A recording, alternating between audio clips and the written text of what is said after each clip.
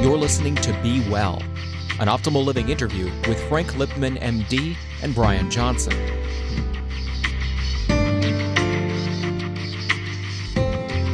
Frank, thanks so much for being with us today. I am really excited to chat and tap into your wisdom. And lovely to be with you. Right on. Well, let's jump straight in. There are so many things that we can talk about, and I know that one of the topics you're so passionate about is epigenetics. And right. you talk about this, throughout your work, and you have a quote from Revive that I just love. You said, "The environment you bathe your cells and genes in determines how those genes are expressed." And then you said we have lots of potential versions of us. Can you tell us about epigenetics and how it relates to the old concept that our genes were kind of our destiny? Sure. We always were taught that our genes were stuck in stone and then you couldn't change them. But now with this new research on epigenetics, we know that it's more about how you can change your genes and how your genes are expressed, and that's determined by how you live your life. So we can have the genes for heart disease. I have the genes for heart disease. My father died when he was 54. My brother had a big heart attack when he was 50. I have heart disease. I've had scans and whatever. I do have heart disease, but if I or how I live my life will actually determine whether I have a heart attack or I suffer from major heart disease. So I have the genes, I have the predisposition, but whether I get that heart disease or not is really determined by how I live my life, what I eat, how I move and exercise, how I deal with stress, if I meditate, if I do yoga, if I'm surrounded by too many chemicals, the love in my life, what I believe. There are all these factors that will determine how your genes are expressed. And that's incredibly empowering because when you know that, you change your lifestyle. Now, what's interesting in the latest, well, not the latest, in a couple of weeks ago in the Time magazine, there was the picture of Time was "Want to Know Your Future?"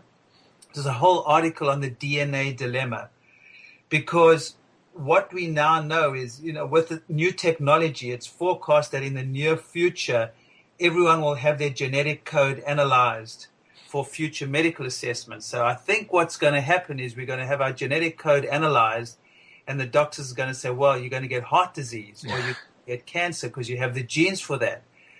But what we will all have to do, because it's not going to come from the medical establishment, is turn that around and say, oh, I've got the genes for heart disease.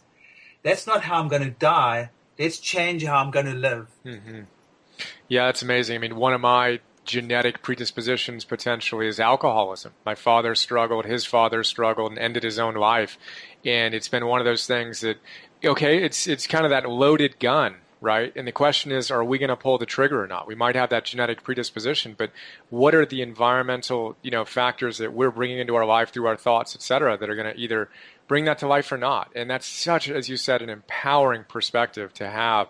And let's talk about what we can do to positively influence our genes expressions through this epigenetics idea. One of the metaphors I just love that you describe in Revive is the idea of teaspoon by teaspoon, and the idea of kind of starting with a muddy glass of water and then shaking it up and pulling one dirty teaspoon out and putting a pure one in. Can you talk about the importance of quitting the get it quick attitude and really embracing a shift in lifestyle in the long-term perspective? Right. I mean, I think a lot of that is determined by personalities. Some people actually do better with radical changes, but most people actually do better with slow, steady changes. And it's slow and steady that it's going to win because, for instance, detoxes are very popular. And what I see a lot of people eliminate sugar and alcohol and clean up their life for a week, maybe 10 days, maybe 2 weeks, and then go back to their old patterns. And they're continually doing these detoxes per se. So I think it's just part of our culture. But I think most people do better when you slowly, ultimately we want to give up sugar. I'm a big believer in giving up gluten as well, for instance.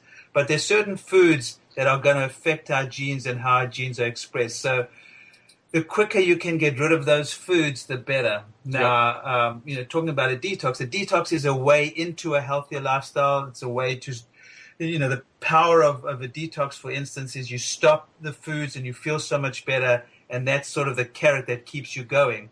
But ultimately, I think most people do better with slowly getting rid of the alcohol, the gluten, the sugar, slowly starting to exercise more, slowly getting into a meditation practice, slowly going to yoga. So I think that was the metaphor I used, taking a teaspoon of muddy water out, replacing it with clear water, and it slowly becomes clear over time. Yeah, such a beautiful image. And then on that note, you mentioned, changing our diet and the sugar and the gluten and the alcohol. The digestive system, you mentioned in your book just the profound stat that just blows me away every time I think about it. Something like 70 to 80% of our immune system is actually in our gut. Can you tell us how that's possible and how that works and why nutrition is so important? Yeah, I mean, the gut, interestingly, the gut in Chinese medicine, when I studied Chinese medicine, you learn that the digestion, the earth element, the stomach spleen is the earth. It's the center. That's where everything happens. When the earth goes off, everything goes off. And even in Western medicine, when you're not digesting and absorbing, everything is going to be a problem. So the gut is the center for me. And I was taught many, many years ago by a famous English herbalist, Simon Mills. And I remember him always saying, when you don't know what to do, treat the gut. And that's in most herbal traditions, they teach you the same concept. When you're not sure of what to do, treat the gut, because the gut is the core. And now we know from Western medicine that, as you mentioned, 70 to 80% of our immune system is in the gut. And the gut wall is very, very thin. It's one, in many parts, it's just one cell thick. So you're exposed to the external, through your foods, or you're protected from these external foods, the external environment, by a very thin layer of gut wall. So if that gets damaged, or there's an imbalance in the good and the bad bacteria, you can create damage in that gut wall, and these toxins or particles and antigens get straight through into your bloodstream. So it's really important to have a good functioning gut. And why so much of your immune system there? They're all these what they call Peyer's patches, part of their lymph nodes, part of your lymphatic system. And there are hundreds of these patches all over the digestive system, and obviously for a reason, to protect you from the foreign invaders. But another really important part of the gut that most people don't realize, it's called the second brain. All the chemicals made in your brain, the serotonin, the histamine, all those neurotransmitters made in your brain are also made in your gut. In fact, there's more serotonin, which is the happy neurotransmitter, the antidepressant, the antidepressant neurotransmitter. There's more serotonin made in your gut than there's made in your brain. Wow. And another fact, now that we're on to facts about the digestive system, you have 10 times more bacteria in your gut than you have cells in your body. So we're talking about a major organ system just of the good and the bad bacteria in your gut. So your gut, to me, is a center. I treat the gut with everyone. I mean, I think the gut is the key organ system when it comes to protecting yourself from disease and staying healthy. Right on. So we'll talk about some of the ways we can protect our gut. And then just to speak, because we're recording this shortly after New Year's, and this whole idea of a flu season coming out of nowhere, it sure seems like the diet and what we're doing and how we're bombarding our gut from Thanksgiving to Christmas and the other holidays to New Year's might play a role in that. Am I fair in that assumption? Major role. I think because so much of your immune system is in your gut, keeping your gut healthy is going to prevent you from getting the flu. One of the major preventive measures I do with people in winter, or if they think they're getting sick, is I give them lots of probiotics, which are the good bacteria. I often also treat or try to kill the bad bacteria at the same time. But the point of keeping your gut healthy is probably the best thing you can do for your immune system. Way better than the flu shot, which I don't recommend for most people, actually. Much more important than the flu shot is actually having a healthy gut. Well, let's jump into that. So what are your top recommendations and tips for having a healthy gut? Removing the common foods that trigger inflammation. So, sugar, gluten, and dairy are my top 3 foods that I take out of most people's diet. Then all factory farmed meats.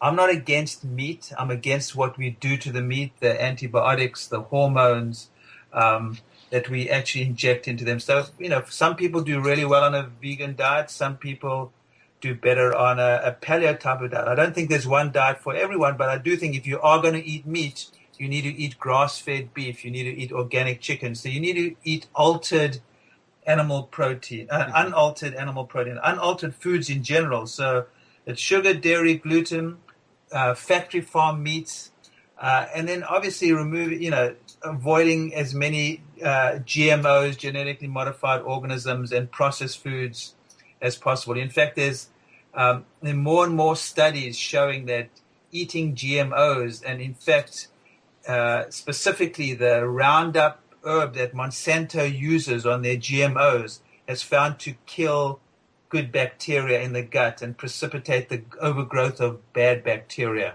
Wow, the paradox of that, it kills weeds, but it also then destroys the good bacteria in us. Exactly. It's a major problem. These GMOs and what Monsanto are doing is a major, major problem. Wow. Again, there's so much we can talk about here. We can literally unpack all of this just for a week. But you talk about, one of the simple ways we can kind of navigate what we're going to consume. And again, the big things that create inflammation: sugar, gluten, dairy, factory farmed meats, GMO, processed foods. But you have this quote on the ingredients label. And you say, remember, the longer the ingredients label, the further away the food is from nature, and therefore the less healthy it is. So that's one way we can go, right?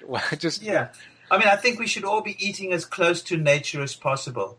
Within as I said earlier, there is no one right diet for everyone. Different people do well on different types of diet. But within that philosophical belief system, I think we need to eat as close to nature as possible. It's what we do to the foods that cause the problems. Gluten, for instance, 50 years ago, wheat, 50 years ago, wasn't a problem. It's what we've done to wheat. Wheat is modified, it's changed. So eat what our grandparents used to eat, So most foods that we eat should not actually come with labels. Fruits and vegetables don't come with labels. Nuts and seeds don't. If you're eating grass-fed meat or organic chicken, there shouldn't be labels on most of the food that you eat. Love it. And tell us, why are sugars so bad? I know that's you mentioned a couple times now. Why are sugars so bad? What do they do? Why do we need to stop? Well, first of all, it's the amount of sugar that we eat. I think I just tweeted this figure recently. In the 1700s, the average person ate 8 pounds of sugar in a year. Now we eat 8 pounds of sugar in 4 days. So it's just the amount of sugar that we eat, because most of the foods that people eat are just loaded with sugar. Most of the processed, refined foods are loaded with sugar. And when you put such a big load of sugar into your body has to deal with it. So your body responds by releasing insulin, and then your insulin levels go up, and that brings the sugar down. And when your sugar goes down too low, then that causes the body to secrete the stress hormones, the adrenal hormones. So it's like a stress on the body, apart from the insulin secretion and the diabetes and the obesity and the heart disease that it's going to cause down the road by this constant influx of sugar, creating this insulin response and this vicious cycle. But it's actually also a stress on the body. So same as you want to meditate or do yoga to counteract the stress on the body, removing sugar is also removing a stress from the body. That's great. And then gluten, we talked about briefly with the wheat and how that's changed. And then the dairy. So dairy is the same story. It's pasteurized and homogenized, so it's changed. I have less of a problem with raw milk, For some people, raw milk doesn't cause a problem. For some people, it does cause mucus and digestive problems. But for many people, raw milk seems to be fine. In New York, we can't get raw milk. I know in California you can, although they're still trying to come down on these guys that supply the raw milk. But I have less of a problem with raw milk than I have with the milk that you buy in the store. And I also have a less of a problem with goat's milk and sheep's milk because they seem to cause less problem for people as well. Mm-hmm. Well, it's amazing because I grew up and I had ear infections and all those things, lymph nodes removed and allergy shots, 3 shots a week for years. And then stumbled upon this idea of dairy and removed that from my diet. Allergies gone. Just stunning. And so that's just a powerful thing in my life. And for those listening who might struggle from allergies and all the other obvious inflammation signs, try taking dairy out. So huge. It's a very, very common allergen. And this gets me to maybe we'll talk about it later, but the 2 questions that I always ask myself when I have a patient in front of me, instead of trying to make a diagnosis, which is the way I got taught in Western medicine, the way I think now and the way I try to teach my patients to think is ask yourself 2 questions. What needs to be removed or what's harming you? And the second question is, what needs of my body are not being met or what is lacking? So what do I need to remove and what do I need to add? So what's harming me and what's lagging, what needs are not being met. And that could be from nutrients to love in your life, to sunshine. So if you ask yourself those 2 questions, it's a much healthier way of trying to work out what's going on with you than making a diagnosis and treating that diagnosis with a drug. That's so great. 2 questions. What needs to be removed? What needs are not being met that needs to be addressed? It's amazing. I talk about what's the number one thing you need to start doing in your life and what's the number one thing you need to stop doing, but actually prefer your order of what do you need to stop doing. First, we need to stop damaging ourselves through different lifestyle practices, nutrition, otherwise, and then build from there. That's just awesome. Where were you 30 years ago when I was going through these challenges? This is awesome. I was just finding out this for myself 30 years ago. Actually, I was the little kid who always had the runny nose at that point. Pretty funny. So movement. Let's talk about movement. I know that you're a huge fan of movement as a way to be well and optimize our lives. Want to hear from you why you love movement so much, and then you also, I know, are a big fan of both yoga and walking. Not a lot of people talk about walking and the benefits, so I'd like to hear you talk about exercise and then walking as well. Right. I like to see exercise rather as movement because, some people think, I've got to exercise. I think we need to move our bodies more, and I really got the whole exercise thing after years of doing acupuncture and noticing how often, as we get older, our fascia, the thin tissue that surrounds the muscles, and actually all the organs, often tends to tighten as we get older and as we sit too much or as we don't move enough. And a lot of what I do still to this day in acupuncture is actually release that fascia and free up the muscles so they can function better. And that's another huge gap in Western medicine, this lack of understanding of this fascial system. When you cut open a chicken and you see that thin layer surrounding all the muscles, well, that's a layer that actually connects you from head to toe. We all have it, and in fact, I believe that the acupuncture meridians run through these fascial planes. But it's an organ system completely ignored by Western medicine. And it's one of those things that I've noticed over the years are so important to free up. And if it's tightened, you're going to have a lack of mobility. It can squeeze on nerves. It can squeeze on blood vessels. So the movement does much more than just help your heart and the standard things that we talk about in terms of exercise, how it helps your brain, which it does. It helps your heart. It helps most of the organ systems. But it also, once it frees up this fascia or keeps the fascia loose, keeps the muscles less tight, there's less pressing on nerves and blood vessels, so everything's going to function better. I don't know if I explained that well, but I think that in other words, there's much more to keeping your musculoskeletal system humming and this fascia loose than just what we talk about in doing some aerobic exercise because it's good for your brain or good for your heart. Yeah, I tototally follow that, and I think and that's why I think doing different movements are important. I mean, yoga. I'm a huge fan of yoga. So I think it's more than just going to the exercise and pushing some weights and going on a treadmill, which I think is fine. And I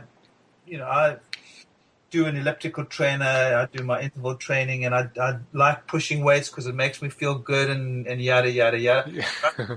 You combine it with some other movements where you're actually using all these different parts of your body, and yoga sort of gets in there more than most other things. Yep. Well, then you also make the profound point that it isn't about just the trip to the gym or even the trip to the yoga studio. It's about moving throughout the day, and it's right. And then sitting in the chair all day long, that's really the problem. Exactly. And we see half my practice is actually releasing this fascia and these tight muscles.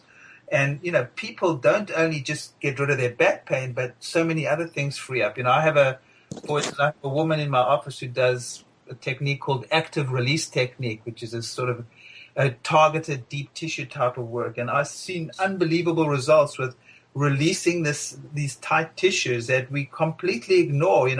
People think that waking up with a sore back is just normal, or having tight shoulders is normal, and you live with it. Well, most of us live with it, but actually over time it creates other problems. So I'm a huge believer in freeing all of that up, and the best way is just to keep moving. You got me out of my chair right now. I'm kind of stretching. This is great. Well, moving from the kind of the nutrition and the movement, I also wanted to hear your thoughts on thinking.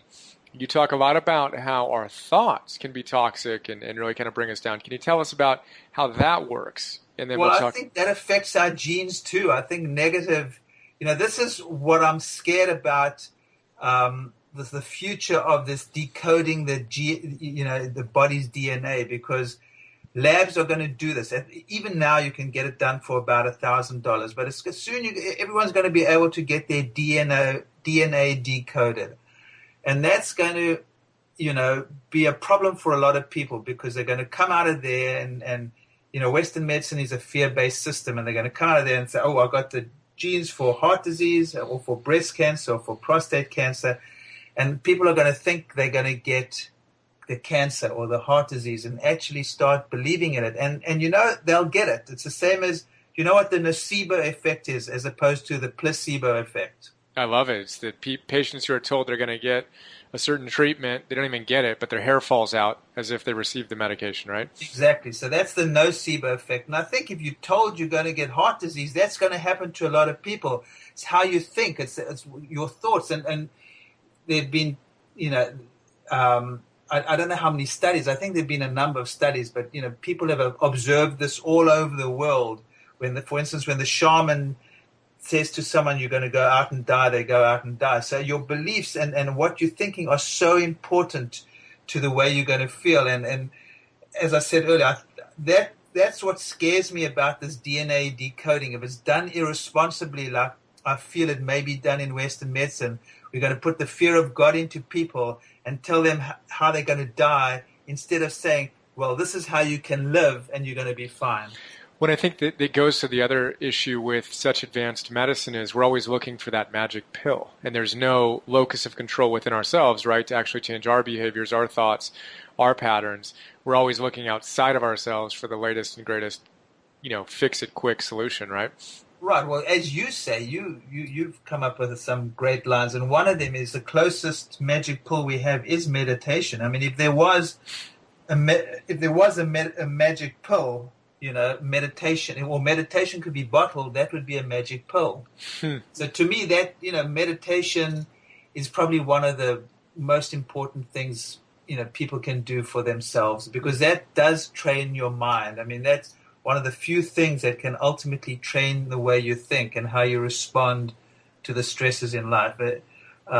So I know in fact, I just posted one of your 10 tips on how to meditate and why you should on my blog today. I love that. You just made it so simple. Right So on. Thank thank you you. for that. Well, thank you. On that note, so meditation, training our attention, and then breath. The way you describe the power of breath has profoundly impacted me. I'd love to hear you riff on that for a moment, if you will. Well, once again, the breath is part of every tradition, whether it's doing Tai Chi or yoga. I mean, we just tend to forget about it. We tend to forget that there's this rhythm in our breathing, and it just becomes so unconscious. And what meditation and yoga, to a certain extent, seems to do for most people, or definitely did it for me, makes us really become aware of our breath. One of my first meditation teachers, it was all about, the breath is your anchor. Whenever your mind goes, get back to the breath. And that's such an easy tool for people to learn, just to remember to breathe or to remember to get into their breath. So I'm not sure, how much more I can offer, except to me that it's all about when I start getting freaked out or stressed out, like I was a couple of weeks ago, I just just remember to breathe and just get out of my head and back into my breath. So to me, the breath is that anchor. It's just reminding yourself that you are breathing all the time. You can observe your breath, because when you start getting stressed and anxious, you start breathing more shallowly and more quickly, and you just slow it down. Yep. It's whatever I always notice when you can compare being in the streets of New York City, how everything quickens up, your breath will start being quicker, or if you're at the sea and at the beach, how things slow down. And I don't know, we haven't really spoken about entrainment, but your body rhythms and your breath is one of your key body rhythms, actually entrains to the external surroundings. And that's why it's easier to slow down and meditate, slow down your breath at the beach than it is on Fifth Avenue in New York City. So powerful. What else, on that note, what else have we not talked about that you really want to make sure we discuss? I think this whole idea, we're living in a different world today. We're exposed to so many chemicals, and I think, especially women, people aren't really that aware, or maybe they are aware. They're not concerned about, for instance, what they put on their skin. Now, the skin is this huge organ system which absorbs anything you put on it quite easily, and it's things get absorbed straight into your bloodstream. So I think the idea of toxicity and the idea of being as aware of what you put on your skin as what you put into your body. I mean, I see people being obsessed about organic food, and then they go buy all this makeup which is full of these chemicals which can do harm too. So I think just becoming aware of other areas where we're getting chemicals into our body, whether it's our shower, our water, our cosmetics, our household cleaning products. And I think, just not only thinking about what we're doing to our own bodies, but what we're thinking about, what we're doing to our environment, because our health is going to be affected by the health of the environment as well. So the more unhealthy the environment, the harder it is to stay healthy yourself. So this concept of all these chemicals around, I think, is we just need to drum it into people's heads that it is an issue. Nothing you shouldn't freak out about it, but just be careful. Just be more aware of what you put into your body and onto your body. Yeah, just as we talked about before, teaspoon by teaspoon. Let's clean up our environment, clean up the environment, and really lean into this wisdom and start engaging and embracing it.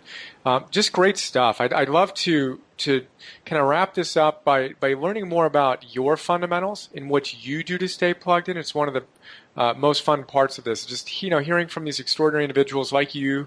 What do you do? Like, what do you do on a day-to-day basis to stay plugged in, to stay vibrant, and to give your gifts the way that you do?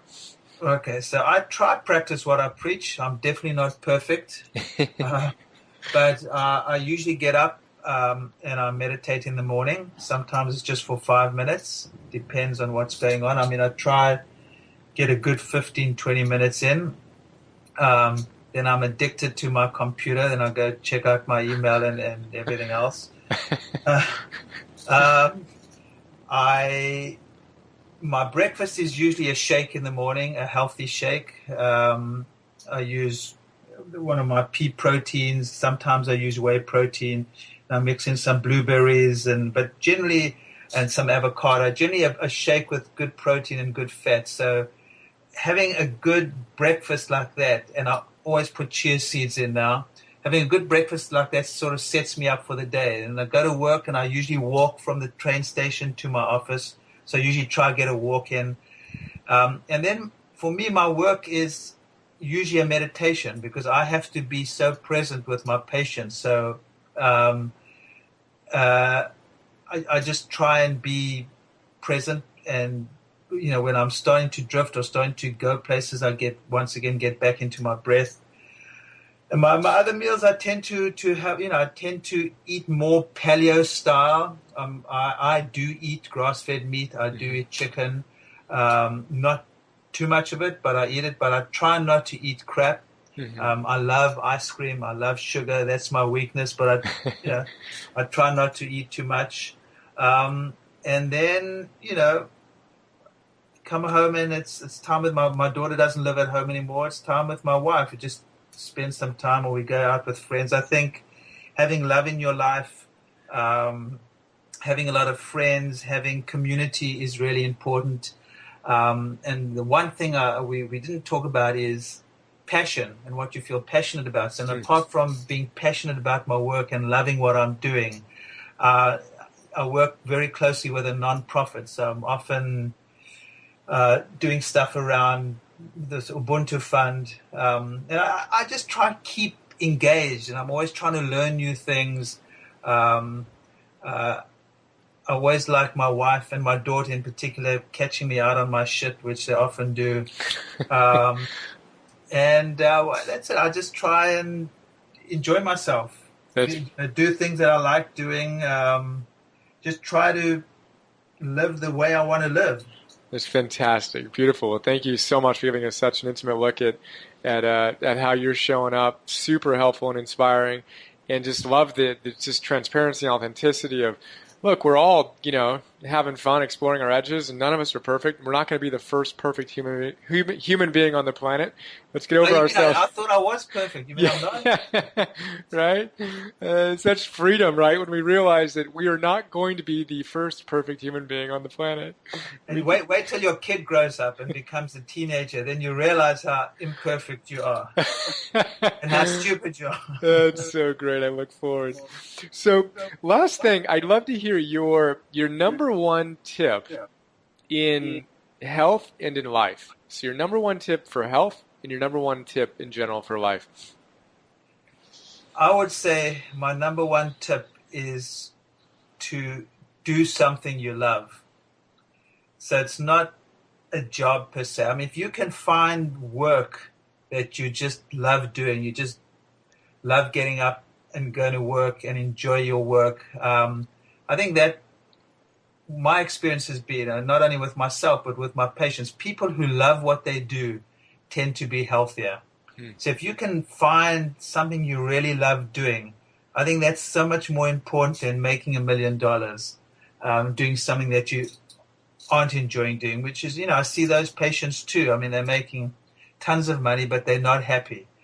So, finding your passion can be in your work. It can be in your family.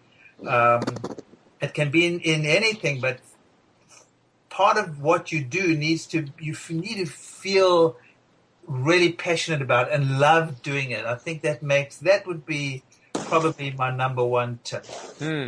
Fantastic. Well, Frank, thanks so much for taking so much time and sharing so much wisdom. I appreciate who you are and how you've inspired and supported Alexandra and I so much. So big hugs, and I'll look forward. What a pleasure, and I love what you're doing. I love you guys. So I'm so pleased that you're parents and enjoying it. Have fun with it. Life is good. Thank you. Good.